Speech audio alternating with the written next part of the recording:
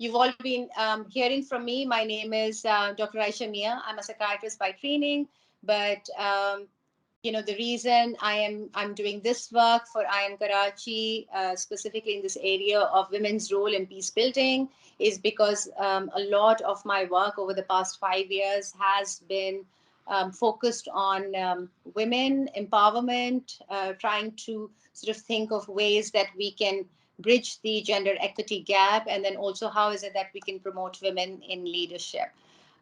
Today, our guest with us is Ms. Roshaneh Zafar. Roshaneh, a lot of you may know already, is the founder of Kashf Foundation, which has really the foundation's pioneered the work in microfinancing for women, but also financial inclusivity. I will let her talk much about it, but it has been one of the success stories that we've had in a place like Pakistan, which has been a very challenging space in this area. And she's really pioneered this, and a number of people are now following in her footsteps. But the few times that I've spoken to Roshaneh before this, I've heard of her stories of endurance. कि ये काम फौरन जल्दी नहीं हो जाता, इस बात में 5 साल लगे, इसमें 10 साल लगे. So this is a story of persistence. This is a story of tenacity, and this is a story of really just believing in what she thought was the solution for some of the challenges that she saw, and she's made them come true. So thank you so much, Roshaneh, for being with us today. We want to have a brief chat about your journey, your work, and then what you see are solutions to some of the issues that we've been seeing in Pakistan. So really appreciate your time. No problem. It's good to be here, Aisha, and good to reconnect with you again. Wonderful. All right. So, Roshaneh, this conversation is going to be women's role in peace building, right? So, अगर हम देखें micro level पे बिल्कुल आप individual घर family level पे देखें तो आपका जेंडर वायलेंस है, आपका ब्लास्फेमी है, a number of things that happen, child abuse hai, gender abuse hai, where we kind of find women are victims more often than not, are the ones who are sort of victims of the peace disruption.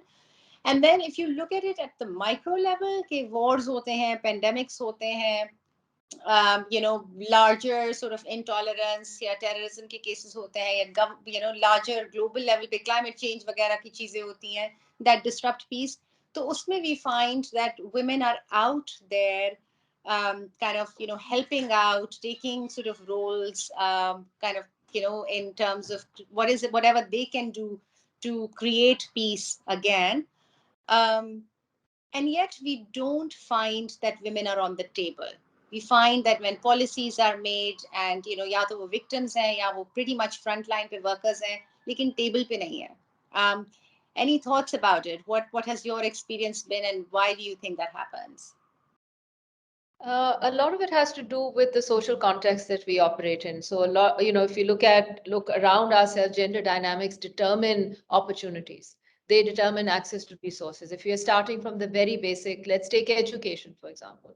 Education is an opportunity or a resource that allows you to go, to go beyond your current limits and frontiers. So when we go back to women, a lot of times it's access to resources because of either gender expectations or gender norms or social, constraints.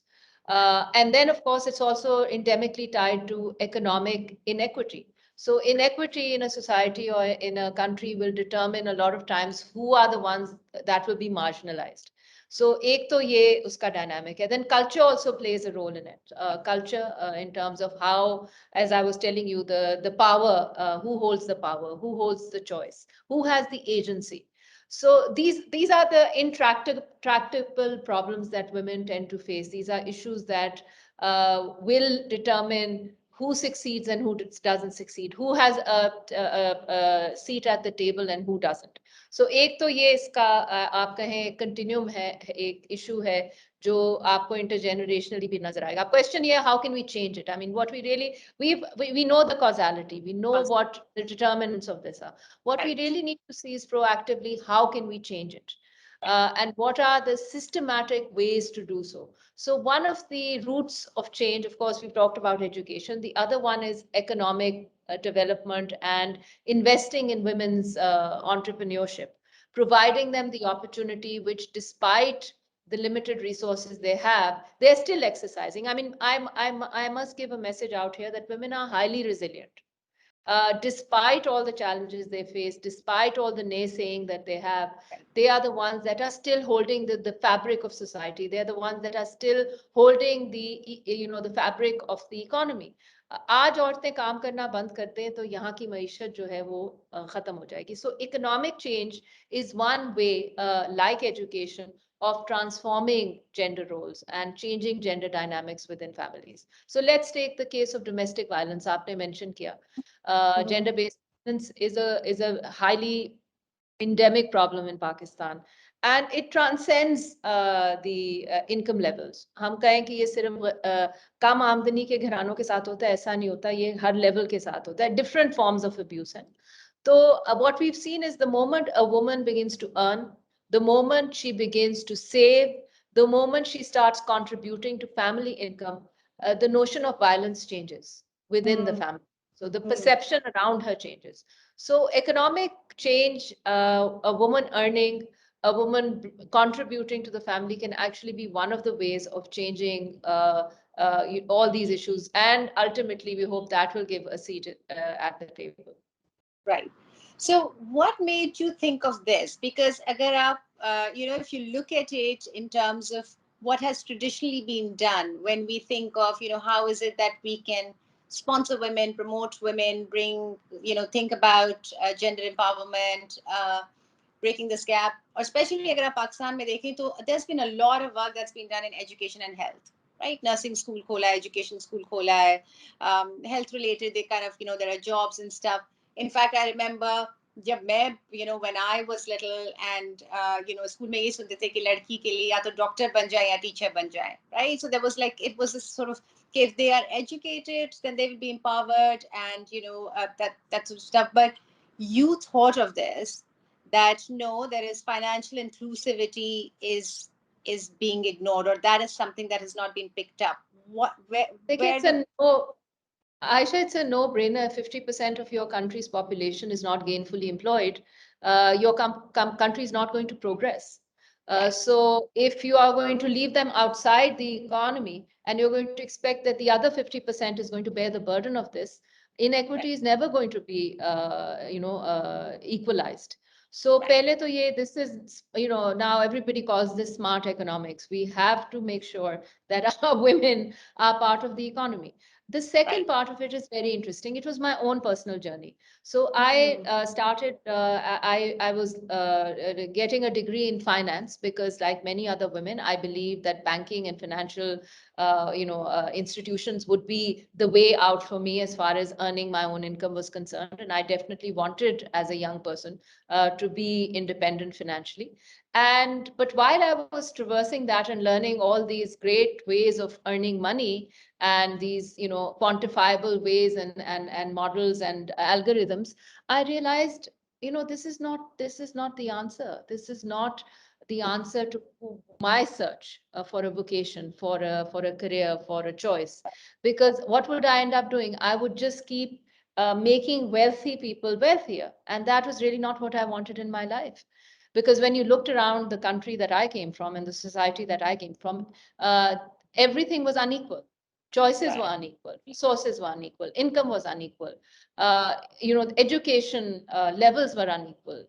There are so many faces to Pakistan. We live in medieval Pakistan, and then we live in this high tech absolutely. world where you could be anywhere. You could be in Los Angeles, New York, Singapore, what have you. So there's so many facets of this country, and the it's like a rubber band that you're stretching. So I felt this was really not my calling.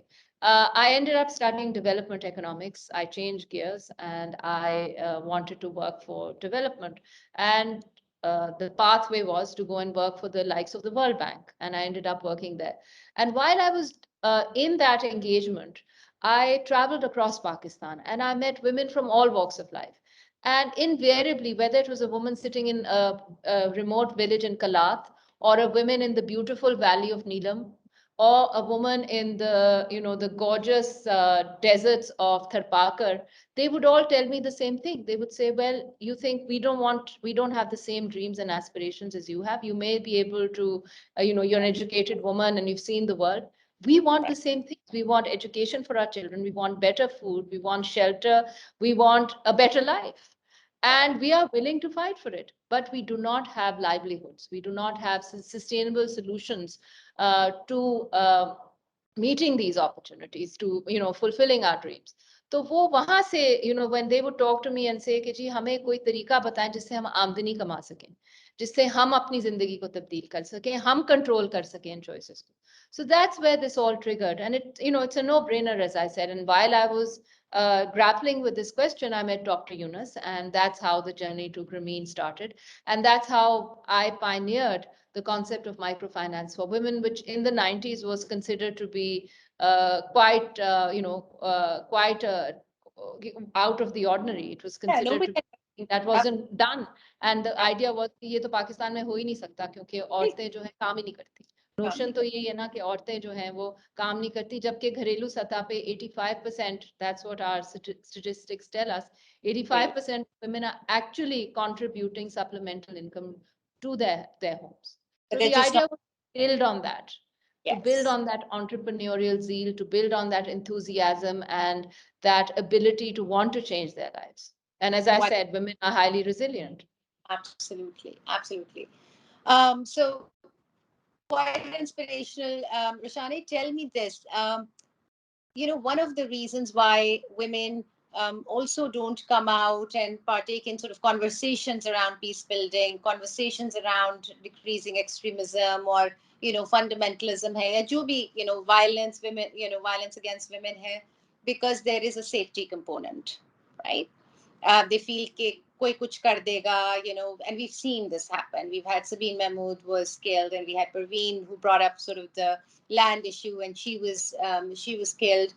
So that safety issue comes up. I mean, I know that every time I'm going on the TV, my mom's having an anxiety attack. कि फिर कुछ वहाँ पे बोल देगी और फिर कुछ हो जाएगा. So this safety bit is a concern that's on everyone's mind. कि, if you go out, then you will be targeted in some form or another, and it's not safe for women. Is that something that you have encountered? Is that a legitimate concern? And if yes, how do you navigate? How does one navigate around it? Aisha, the way we have always operated, we have always worked with the community. So we have a very strong community presence. Solid, the solidarity with the community is very, very important to us. That's one of our, brand or USPs, if you want to call it, in terms of making sure that whatever we do it with the participation of the people. So we've never had that problem, and we work from Peshawar down to Karachi and across. And we have presence in Sindh, KPK, Punjab, South, North, whatever. So हमें वो उस तरह का problem आया नहीं. But I mean, violence is definitely endemic in society, and we have normalized it. Right. And one of the areas that I've been trying to tackle it is on television, on media, because the moment you make it the norm, everybody thinks it's okay to slap a woman. Everybody thinks it's the acceptable norm for the woman to accept, to just keep quiet and be a victim. So one of the ways I have tried to tackle it is to give an alternative to that narrative. Mm.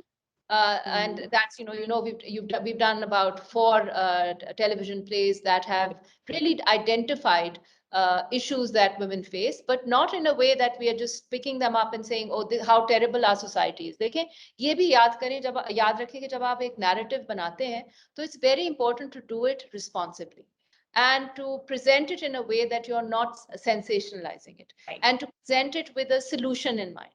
So anything that we've done with the media, the purpose has been to change mindsets and to make us reflect on what our actions and what our attitudes create, the kind of issues they generate in society, whether it's related to women's status and the violence in gender relationships and so on and so forth. तो इसको tackle करने के तरीके भी जरूरी हैं. And इसको Absolutely. हमें maturely हैंडल करने की जरूरत है. I know it's not always easy because these things can get aggressive. The debates can, the way they're done on, let's say, talk shows. I don't come to on talk shows anymore. I've stopped because I find them completely inane and useless. Because वो लड़ाई झगड़ों में आप you know आपको मौका ही नहीं मिलता कि आप कोई mature बात करें, कोई अच्छे तरीके से इशू को प्रेजेंट करें. एक तो ये. तीसरी चीज, Aisha, which is very important that we do at Kashf, we evidence everything. So if we are Mm. helping women set up businesses, we also look at the transformational side of it. You can't, it's not just enough to say कि औरत को पैसा दे दो, सरमाया थमा दो. उससे नहीं काम होगा. You also need to help her succeed. So we have financial education training. We have business development training. Recently with COVID, we've started digital marketing training to help them in, women, because they lost markets due to access during COVID. We gave them the tool to do digital marketing. We also work Right. with the men. We gender trainings with the men, and we dialogue with them, not in a way saying that you are bad. I mean, the thing is, no, men and women are not bad. Human beings are not bad. It's how society and culture transforms them and puts them in certain boxes. So it has to be and it's a continuous process. Every day we learn. And I think the other thing we have to learn, even as women activists, is humility, because this issue is much bigger than us.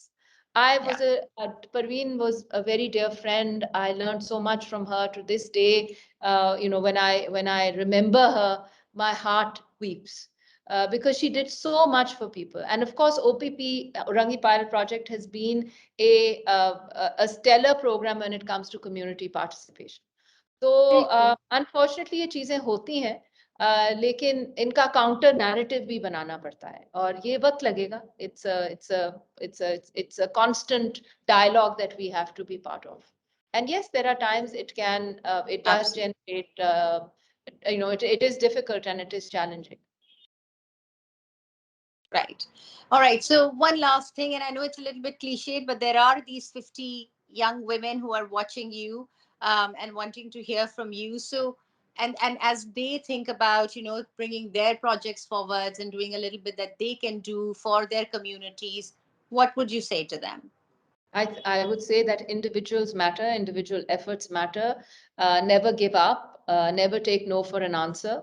Always look for a new pathway. It's not easy to be a pioneer.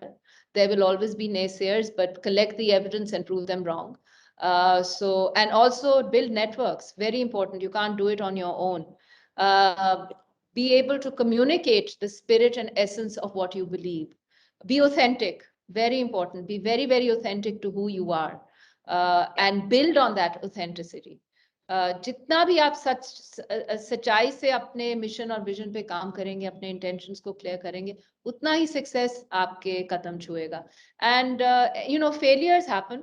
It happened in my 25 years of doing microfinance, but it's how Right. you get up and how you resolve to continue going forward.